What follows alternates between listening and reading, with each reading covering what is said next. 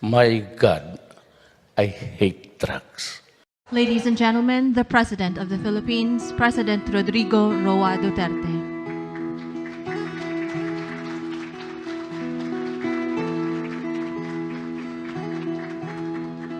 Ikaw ang pangulo para sa Maupo muna kayo. We seem not to be sure of what's next. Maupo muna kayo.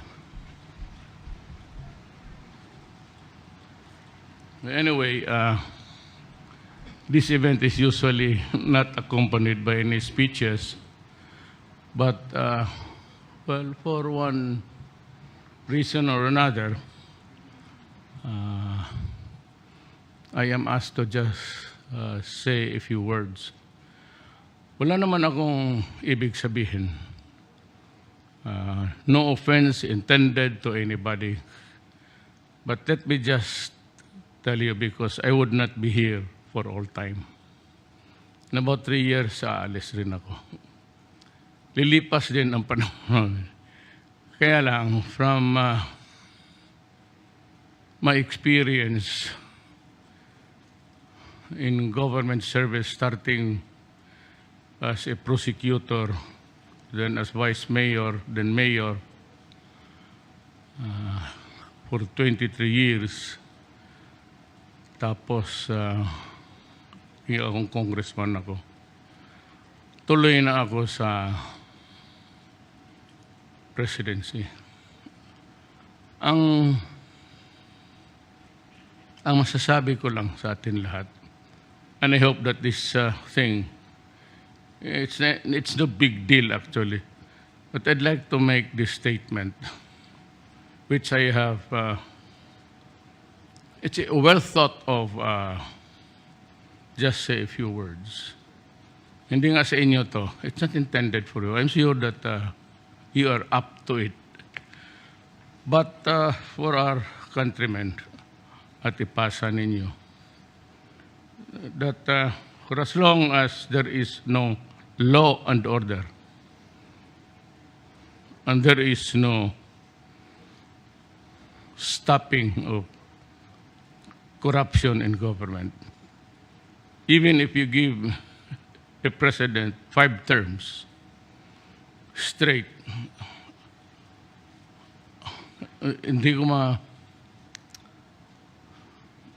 kindly hold this for me. I would just like to share an experience with you last night we had this cabinet meeting and spent until morning time. Though no fault of anybody, I discovered very late that there are some applications which have been pending in NEDA for 25 years. So, yun namang sa conversion, it took them about 2 years. And 2 years, that includes verily corruption. Pabalik-balik yung tao. Pabalik-balik. And there's no end to it. The bleeding of the pocket of the guy and not only the reputation, but government suffers for it also. One time they were presenting something like a way to expedite.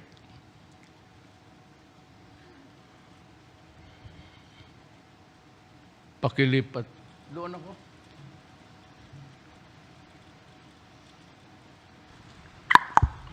This one you can lean.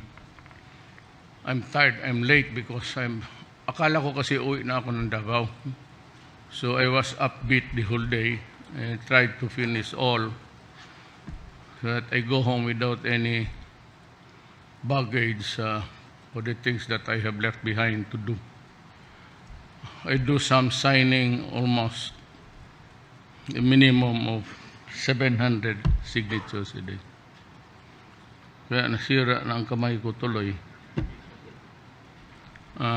Karoon ng rheuma, arthritis, well, anyway, kung ganyan ang red tape or black tape, nung they started to, pinutol ko sila, sabi ko, well, this I would not like to be a part of this briefing because this will not happen during my time. So why would I waste my time listening to this when it would take about 2 presidents to finish? Kaya lumabas ako, sabi ko, I asked the executive secretary, Medjaya, kindly take over. I just nakipagchismisan na lang ako noon sa mga gandang babae sa labas. Sabi ko,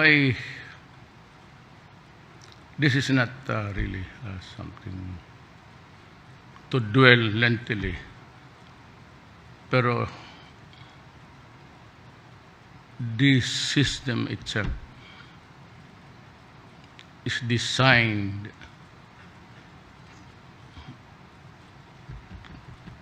to experience a failed government. In the long run, as the world progresses, as everything has developed, and we in turn realize our folly, then it's about time too late to, I don't know what will happen by that time for the next generation to realize that either we were only thinking of our pockets, but we never really gave a shit of how to correct the things in this country. Kasi pag doon, certificate clearance from the LGU. Hindi naman ako, not all. But my experience in Davao, if you guys went to Davao, or have been to Davao, yung San Miguel Brewery was really intended to be built within the territory of Davao City. And here comes a council right after the election, and you think that there was a mixture of the old ones retained and a new one. And ang nangyari, hingi sila ng hingi. So San Miguel decided to just buy another lot beside the boundary. Kaya Astorga yan. But a few steps away from the gate, the main gate, is the boundary of Davao and Davao del Sur. So, yan lang, LGU pa yan. Clearances from the resolution, tapos clearance from the Bureau of Lands, clearance from 2 pages of clearances. Putang ina, walang mangyari. Each department, each agency will sit on it, and there is always a table there in that office which would create hell for everybody. Kurap. Kaya ako, papasok kayo. Let me just tell you. Well, at least during your time, you can always say, I gave the best that I could for my country. Pero kung sabihin mo, with, law and order, we're fighting a drug war, which is yung bleeding hearts, and the stupid ones, they never realize that it is really destroying the country along the way. It has caused social dysfunction in many of the DE class sa societal strata natin. Malawak yan. Did you cry blood because there's a son of a shit there lying down dead, and you do not even consider who he is? Whether he is an innocent man killed by somebody, you just say, oh, it's a government extrajudicial killing. Be that as it may. You bleed for one son of a bitch. And if you think that the social dysfunction that he has created, you know, if you want to destroy an enemy, all you have to do is you feed one or two of the children with drug. Free for 1 year. Then, he'd sink in a hellhole, and that family is eternally dysfunctional. Kagaya ng Cebu, I was reviewing the ano yung sa, hindi ako marunong yan but it's on the phone. Yung babaeng namatay nag-collapse. He was a medical student.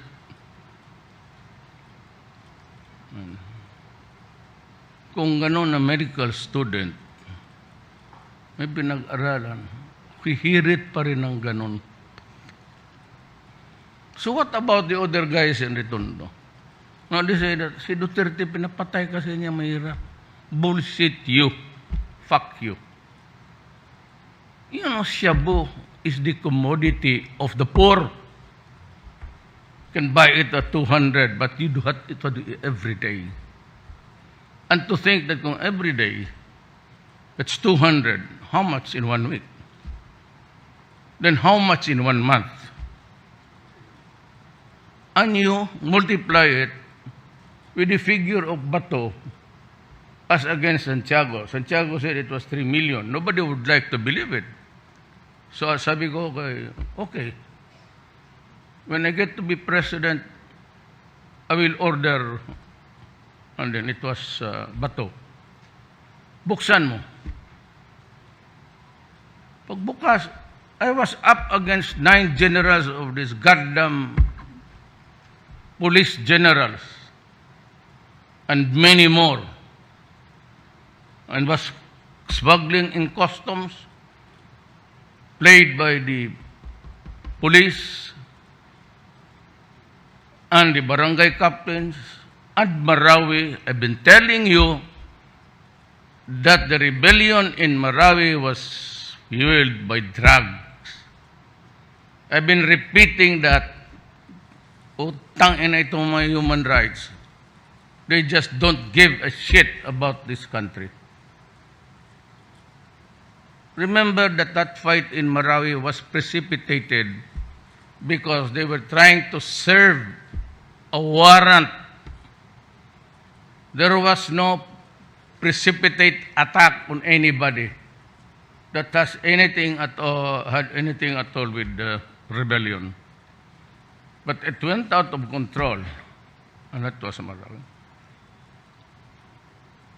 So I lost many of my soldiers and policemen. I grieve because I'm the commander-in-chief. Kung hindi lang ako commander-in-chief, ang pakialam kung ilan namatay ng sundalo, pati, you just fight.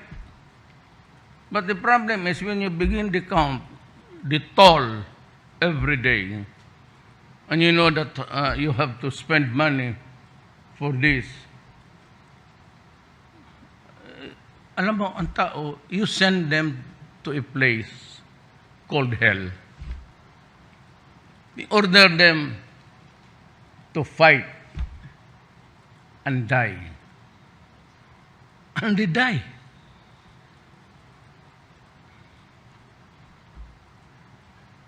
Then you have the NPAs.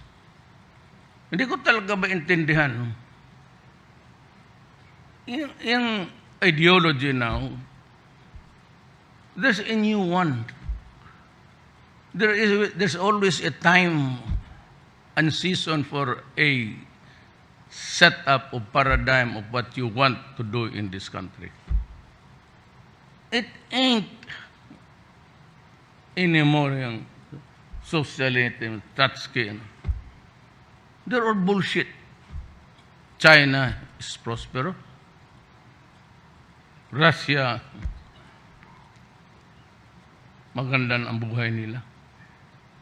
Tayo dito na pure democracy. What do we maintain in this country? Communism? No. What do we perpetuate? Feudalism. Why? Because of poverty. Bakit yung sa probinsya magpatayan? Look at Mindanao, Baskisan. Ambos dito, ambos doon. And you think that it's government. Well, the other one is there's a killing there which is a love triangle. I think it was a ménage à trois, a relationship. Tapos yun naman, politiko. May mga gago na gustong pumatay lang ng tao para makapisto. What's so important about being mayor? It's not really. It's not a matter of honor or prestige. It's a matter of getting to be a millionaire overnight. Pag ang mayor naghawak ng negosyo ng droga, kaya kayo nakikinig kayo lahat, putang ina, papatayin ko talaga kayo. You better write your obituary to the human rights. You destroy my country, I will kill you. You destroy our sons and daughters, I will kill you. There's no middle ground there. You can go to hell. For all I care. Kaya magdemanda ka. Sabi ko sa inyo, wag yan. I'm warning the mayor, the barangay captains, and the so many police officers who have died, pati PDEA. Don't fuck with me. I will kill you. Period.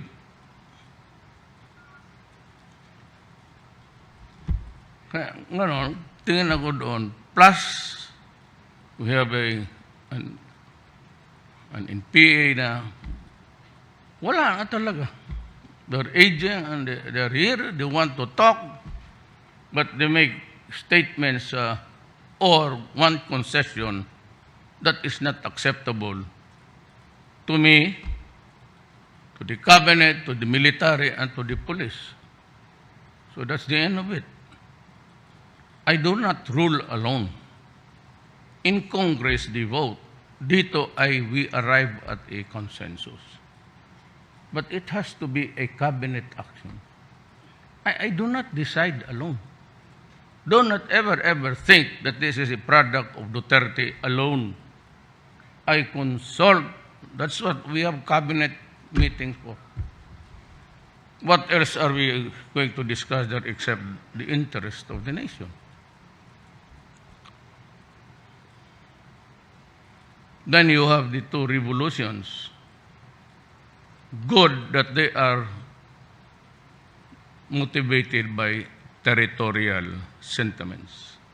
Murad and Miswari. But we have itong insane ISIS that they would kill. And I expect that they would do some paputok dito, paputok doon. That's what they get in the Middle East. Pagka ganun, patayan talaga. No quarters given, no quarters asked.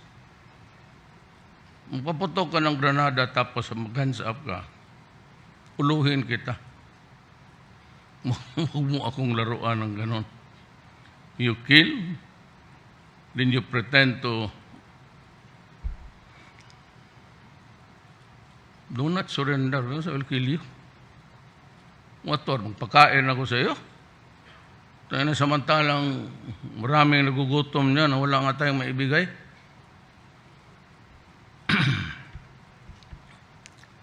So that's it. We have the ISIS. It's a terrible,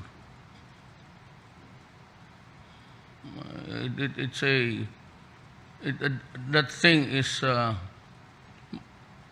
was made in hell. Kaya mo pumatay ng tao, but it has to be a good reason. Self-defense, defense of relatives, defense of stranger, fulfilling your duty as a peace officer.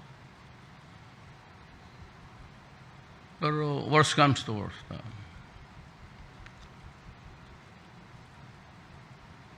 Sabi ko nga sa military, yung inventory mo dyan sa bomba, dyan sa bodega ninyo, kinakalawang na yan. Putang ina, ihulog ninyo lahat yan. Plant it. Baka magbunga pa yan ng mga bomba, hindi na tayo magbili. Yan ho ang frustration ko. I'm terribly frustrated with... I said, I will finish the drug problem in 6 months. That is true. I look stupid, yes. But my paradigm then was Davao City. Kaya ko man ubusin isang araw. Let's shoot them dead. Pero dito sa Manila, pagdating ko, sinong kalaban ko? Police General. Customs. Pantalan, pati airport. I did not know that I was fighting my own government to stop the drug. Hindi ko alam yun. That I have to kill my own police officers and policemen. Meron ako nung niyari sa, if you not could be more than 7 of them sa Davao. No? Sinabi ko talaga, wag. Pag wag. Kasi ang wag sa amin sa Mindanao, wag talaga. Pagka hindi, wag-wagid kita.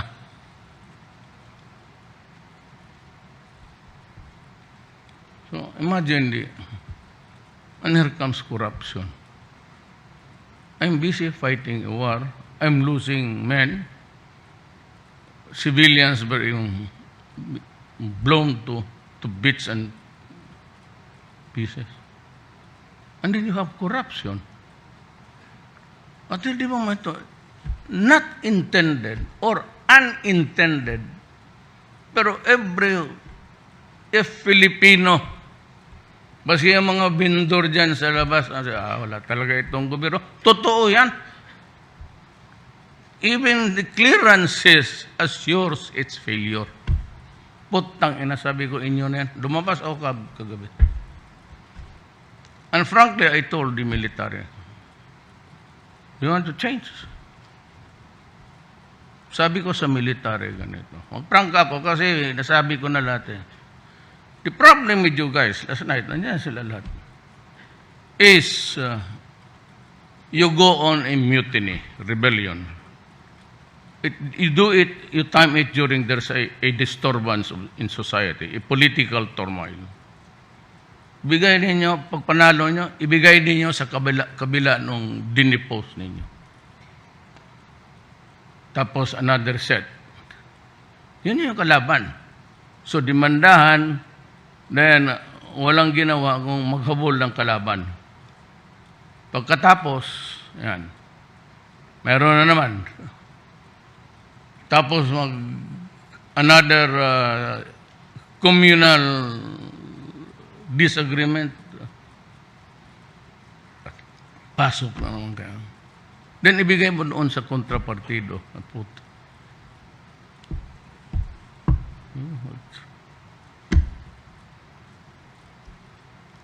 Wasting your time. The next time you do it,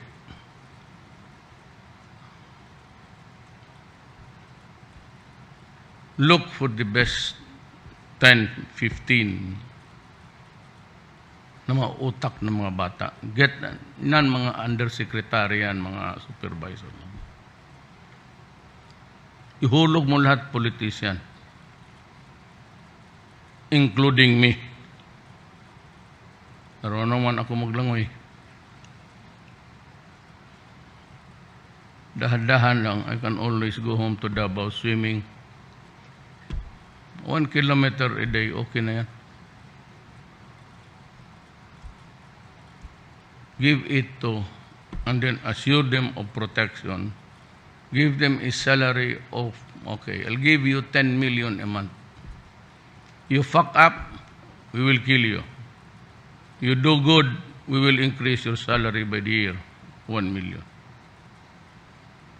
For as long as there is want and need to survive, it will go ori. So, suportahan mo. Next time when you assemble anywhere, everywhere, think about it. Do not allow politicians, including me, but I assure you, I won't be around. Kaya, I'll go home. I am ripe for retirement. If God wills it, I don't know, mag-abot ba tayo dyan? I've been 40 years in politics. Add it to the years of my father, I practically eating politics as a daily bread. Meron ako mismo, meron rin akong human frailty. Been attacked me left and right. You know, people judge best when they condemn. But I assure you, corruption. Hindi yan ang ano ko. Ang problema ko yung suporta ko sa dalawang pamilya ko. Marami akong makikita dito, maganda. Hindi ko na maligawan. Not because I think I'm old or I am not up to it in a physical appearance or even the, but because I cannot afford it. Hindi ka malang makabigay ng lipstick. Huwag na lang.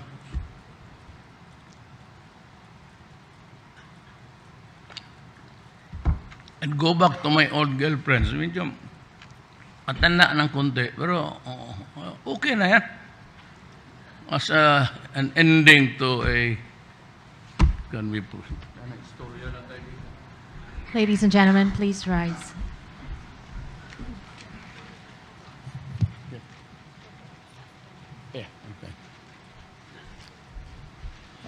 You are invited to join to work with government. I hope you can rise up to the challenge. Raise your right hands and repeat after me. I state your name. Having been appointed to the position of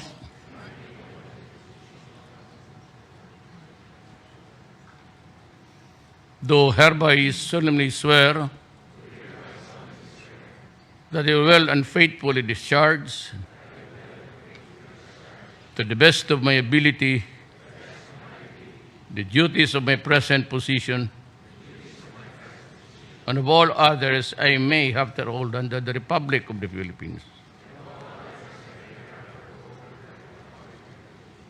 I'll support and defend the Constitution of the Philippines. That I bear true faith and allegiance to the same. That will obey the laws, legal orders, and decrees promulgated by the duly constituted authorities of the Republic of the Philippines.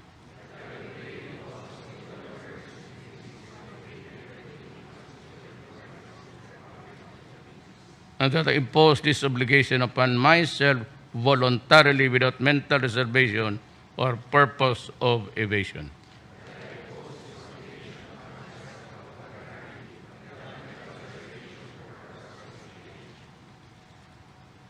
May God bless this nation. So help. Congratulations and welcome. Thank you very much, Mr. President.